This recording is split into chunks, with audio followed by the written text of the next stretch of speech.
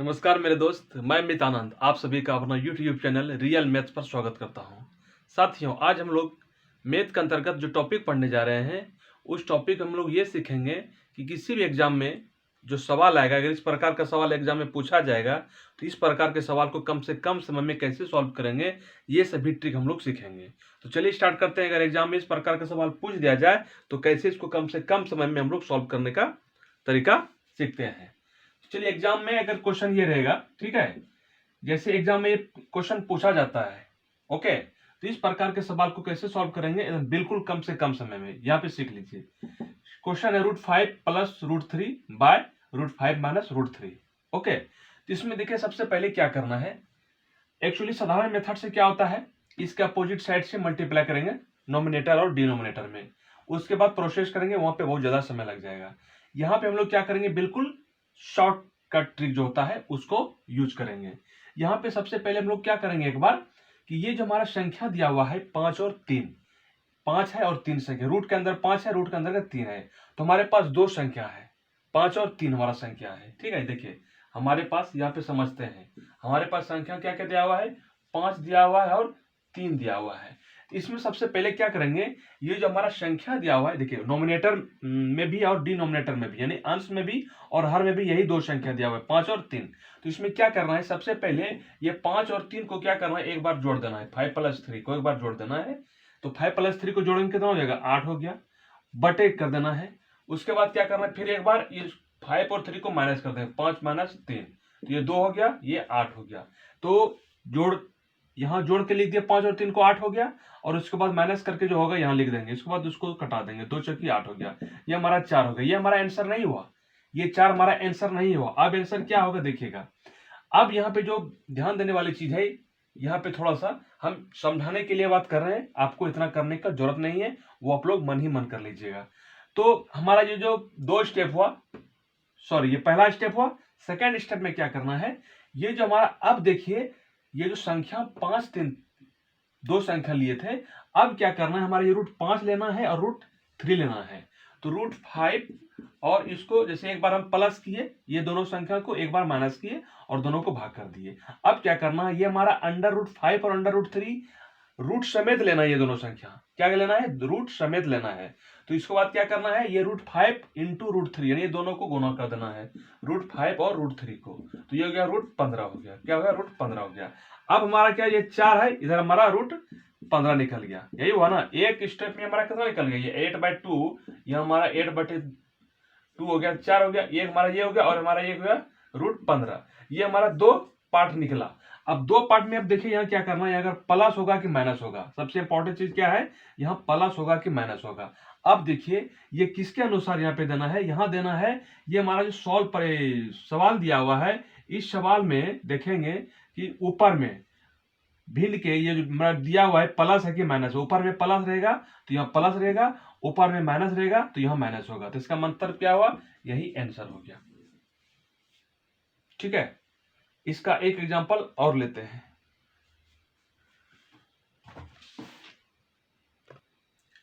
तो देखिए ये सवाल, दूसरा सवाल ले लिए हैं, उसी पैटर्न पर आधारित है। अब हम सबसे पहले क्या बताए थे, जो बताए थे यहाँ पे थोड़ा सा हम फिर आपको समझाने के लिए यहाँ पे हम कर रहे हैं। यहाँ हम क्या बताए थे, ये जो हमारा सवाल में दो संख्या दिया हुआ है, 8 और 4, 8 और 4 दिया हुआ है, यही है ना, 8 और 4 इसी का गेम है, और किसी भी संख्या का गेम नहीं है। तो 8 और 4 को एक बार क्या करना है, पहले सबसे फर्स्ट में क्या करेंगे, जोड़ देंगे, 8 4 12। उसके बाद क्या करेंगे, ये दोनों संख्या को एक बार माइनस करेंगे, 8 - 4, 4 हो गया। उसके बाद क्या बताए थे, जो संख्या जोड़े हैं, जो संख्या माइनस किया है, इसमें इसको भाग देते हैं, यानी कि 12/4 कितना हो गया, 4 तिया 12, 3 हो गया। देखिए हमारा 3 हो गया। अब हम क्या बोले थे सेकेंड प्रोसेस में, सेकेंड प्रोसेस में क्या बताए थे, ध्यान दीजिएगा। जो हमारा संख्या दिया हुआ है रूट, पहले हमारा संख्या 8 और 4 जो दिया हुआ था, बिना रूट काम क्या किए, उसका एक बार प्लस कर दिए, एक बार प्लस किए और दूसरी बार माइनस किए। उसके बाद थर्ड स्टेप में क्या किए, जो हमारा प्लस वाला संख्या और माइनस वाला संख्या दिया हुआ था उसमें आपस में भाग दे दिए। ये हमारा 3 कितना निकल गया, 3 निकल गया, 3 निकल गया। अब जो हमारा, अगर इसमें कहा जाए नेक्स्ट स्टेप में क्या कर रहा है, करना है, ये √8 और √4 √8 और √4 को मल्टीप्लाई कर देंगे, आपस में गुना कर देंगे। हमारा कितना हो गया? √32 हो गया, √32 हो गया। तो अब रूट यहां देखिए, इधर क्या हुआ, यहां तक जो स्टेप किए हैं 3 हो गया, और इधर हमारा ये वाला स्टेप √32 हो गया। अब देखना क्या है, यहाँ पे प्लस होगा कि माइनस होगा। एक्चुअली हम क्या बताए थे, जो हमारा ऊपर में रहेगा, जो हमारा नोमिनेटर में रहेगा, जो हमारा अंश में रहेगा, अगर प्लस दिया रहेगा तो प्लस होगा, माइनस दिया रहेगा तो माइनस होगा। तो प्लस दिया हुआ है तो प्लस होगा, इसका मतलब आंसर हमारा यह हुआ 3 + √32 आंसर हो गया। ठीक है, एक आंसर ये। इसको और सॉल्व कर सकते हैं अगर कहा जाए तो यहाँ पे देखिए, जैसे यहाँ पे सॉल्व किया क्या है कि √8 जो है ना, √8 इसको हम लिख सकते हैं, √32 को 16 × 2, तो 16 का वर्गमूल रहेगा 4√2, यानी कि ये 3 + 4√2, ये भी एक आंसर, ये भी होगा। समझ गया ना? तो ऑप्शन में जो होगा उसके अनुसार काम करेंगे। ये समझ गए ना 4 कैसे हो गया? 32 को हम 16 दूना 32 लिख सकते हैं, और 16 का वर्गमूल होता है 4, और 2 का वर्गमूल नहीं निकला है। ठीक है, तो 4√2। और इसका अगर होता क्या है स्टेप में, और अगर आंसर दूसरा चीज दिया रहेगा तो √2 का वर्गमूल निकाल लेंगे और 4 से मल्टीप्लाई कर देंगे, वो निकल जाएगा। ये आपके ऑप्शन के अनुसार काम करना है। ऑप्शन में अगर ये वाला दिया रहेगा डायरेक्ट तो ये आंसर, ये वाला दिया रहेगा तो ये आंसर, और अगर इसका वैल्यू करके दिया रहेगा, जैसे 3 + 4√2 है, तो √2 का वर्गमूल कितना होता है? √1.414, तो इसको मल्टीप्लाई कर देंगे और इसको 3 को ऐड कर देंगे, जो आएगा वो आंसर हो जाएगा। तो आपको ऑप्शन के अनुसार चलना है। ठीक है, प्रोसेस यही रहेगा। प्रोसेस क्या रहेगा? यही प्रोसेस रहेगा। ठीक है, तो ये प्लस वाला। अब मान लिया जाए इसी को अगर हम माइनस वाला कर देते हैं, ध्यान दीजिएगा, इसी को क्या कर देंगे? माइनस कर देंगे, तो बस सब चीज वही रहेगा, सब चीज वही रहेगा, बस एक चीज जो अंतर होगा वो क्या करना है आप समझ लीजिए। जैसे यहां -4 और यहां +4 हो गया, तो प्रक्रिया वही है। प्रक्रिया क्या है? वही है। क्या प्रक्रिया है? सबसे पहले क्या करेंगे, जो हमारा संख्या दिया हुआ है 8 और 4, इसको 8 और 4 हमारा संख्या दिया हुआ है, 8 और 4 को एक बार पहला में क्या करना है, फर्स्ट स्टेप में 8 और 4 ये हमारा संख्या दिया हुआ है, ये दोनों को जोड़ देंगे। सेकेंड वाला क्या करना है, ये जो जोड़े हैं एक बार इसको घटा देंगे। फिर थर्ड स्टेप में क्या करना है, जो जोड़े हैं और घटाए हैं उसको छोटे वाले से भाग देते हैं, तो जितना होगा। उसके बाद फोर्थ स्टेप में क्या करना है, ये जो हमारा रूट के अंदर दिया हुआ है जो संख्या, ये दोनों को आपस में गुना कर देंगे। तो गुना करने के बाद √32 आया। इसका प्रोसेस यहाँ इतना किया है, आपको यहीं तक करना है। ज्यादातर ऑप्शन में ये चीज दिया रहेगा, तो √32 हो गया। तो थर्ड स्टेप जो हम डिवाइड करके जो हमारा संख्या आया, ये संख्या यहाँ लिख देंगे। उसके बाद गुना करके जो आया, दोनों संख्या को गुना करके जो आया √32 यहाँ लिख देंगे। अब हम क्या बताए थे, यहाँ प्लस होगा कि माइनस होगा, तो यहाँ माइनस होगा, क्योंकि ये हम क्या बताए थे, जो हमारा ऊपर में दिया रहेगा, यानी कि इसके अंश में, ये अंश हुआ, ये हर हो गया, तो अंश में जो हमारा सिंबल दिया रहेगा वह यहाँ ये आंसर हो जाएगा। ठीक है ना? तो ये हमारा इस प्रकार इसको सॉल्व करेंगे। तो इस पैटर्न का अगर एग्जाम में क्वेश्चन पूछा जाएगा तो आपको इसी पैटर्न, इसी शॉर्ट ट्रिक से सॉल्व करेंगे। इतना करने का आपको जरूरत है नहीं, ये तो हम आपको क्या किए हैं, समझाने के लिए आप लोग को कर दिया है। अगर इतना नहीं करेंगे, देखिए इसको और कैसे शॉर्ट मेथड से सॉल्व कर सकते हैं। समझ गया ना? दूसरा सवाल लेते हैं, कोई जरूरत नहीं है, यही सवाल रहेगा। सवाल कोई भी रहेगा तो उसको हम लोग को सॉल्व कैसे करना है, इतना करने की आप लोग को कोई जरूरत नहीं है। बस हम कॉन्सेप्ट क्लियर करने के लिए, ट्रिक भी जो होता है वो कॉन्सेप्ट क्लियर हो तब भी ट्रिक बेस्ट होता है। जैसे कुछ भी मान लिया जाए, ले लेते हैं √10 + √8 √10 - √8। अब इसको कैसे सॉल्व करेंगे, फटाफट देखिए क्या करना है। हम क्या बताते हैं, एक बार ये दोनों संख्या को जोड़ेंगे, मन ही मन कर लेते हैं। 10 और 8 18 हो गया, और फिर 10 और 8 में माइनस करेंगे 2 हो गया, तो 18 में 2 से भाग देंगे 9 हो गया।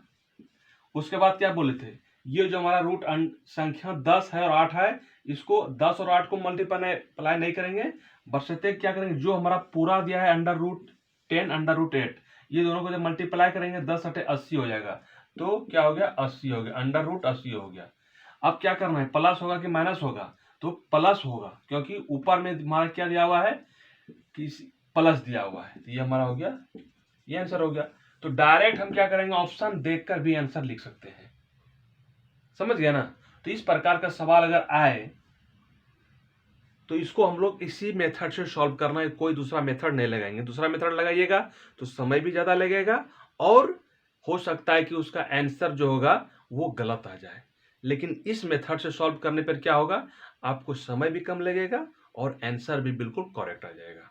तो आपको हम लोग को क्या करना चाहिए, यही चीज़ होना चाहिए, फॉलो होना है। हम लोग को क्या, कंपटीशन का जब एग्जाम देते हैं हम लोग, किसी भी कंपटीशन का एग्जाम जो देते हैं, तो हम लोग को क्या चाहिए, कम समय सही आंसर। और वही चीज यहाँ पे है जो बताए हैं, कम समय भी लग रहा है और आंसर भी सही आ रहा है। तो हमको क्या करना है, ये वाला ट्रिक अपनाना है। ठीक है, तो चलिए दोस्तों, आज बस इतना ही। तब तक के लिए आपसे विदा लेता हूँ। जाते जाते आपसे ये कहना चाहूँगा कि अगर ये वीडियो, ये पढ़ाने का तरीका, ये कॉन्सेप्ट, ये ट्रिक अच्छा लगता है तो आप सब्सक्राइब तो कर ही लें, साथ ही और चाहते हैं कि इस प्रकार का नॉलेज और किसी दूसरे को दिया जाए, क्योंकि आपके समझ में, आपके घर में भाई बहन जो भी हो, सभी को, फ्रेंड्स को शेयर कीजिए, ताकि उसको भी इस प्रकार का जो है सवाल को सॉल्व करने का, अगर वो भी एग्जाम का तैयारी करना चाहते हैं, किसी भी एग्जाम का, चाहे वो रेलवे, बैंक, एसएससी, किसी भी कॉम्पिटिटिव एग्जाम का तैयारी करना चाहते हैं, तो उसको जरूर शेयर कीजिए, ताकि उसको भी ये नॉलेज में आ जाए। क्योंकि एग्जाम में इस प्रकार का सवाल पूछा ही जाता है, ये ऐसा नहीं कि नहीं पूछा जाता, ये पूछा जाता है ये सवाल। इसलिए इस प्रकार के सवाल को आप लोग के सामने हम ला रहे हैं। अगर ये सवाल नहीं पूछा जाता तो आपके सामने ये सवाल नहीं लाते, क्योंकि आपका समय बर्बाद करने से मुझे कोई फायदा नहीं है। ठीक है ना, तो सवाल छोटा है, सिंप्लीफिकेशन यानी सरलीकरण चैप्टर के अंतर्गत आता है। सवाल तो बन ही जाएगा। सवाल अगर इसको हम जनरल मेथड से करेंगे तो सवाल, देखिए एग्जाम में सवाल जो दिया जाता है बनाने के लिए दिया जाता है, ना कि नहीं बनाने के लिए। लेकिन वो सवाल को कम समय में बनाना है। कम समय बनाने का रीजन क्या है कि अगर हम सवाल कम समय में सवाल को बनाएंगे तो आगे जो हमारा सवाल अगर थोड़ा सा ऐसे टफ आ गया तो वहां पे हम जो समय लगेगा तो यहाँ से समय बचत करके वहां हम लगा सकते हैं। इसके अलावे और भी सब्जेक्ट रहता है, जीके जीएस रहता है, रीजनिंग रहता है, इंग्लिश रहता है, जो भी है, हर क्या कहते हैं, हर इसका जो है कि हर चीज पैटर्न रहता है हर एग्जाम का। तो लेकिन इतना चार जो रहता है इंपॉर्टेंट है, ये सब रहता ही रहता है, इसलिए हमको समय बचत करना है। ठीक है ना, तो आप लोग ऐसे जुड़े रहिए और साथ ही अपने को जुड़ते रहिए। ठीक है, बाय।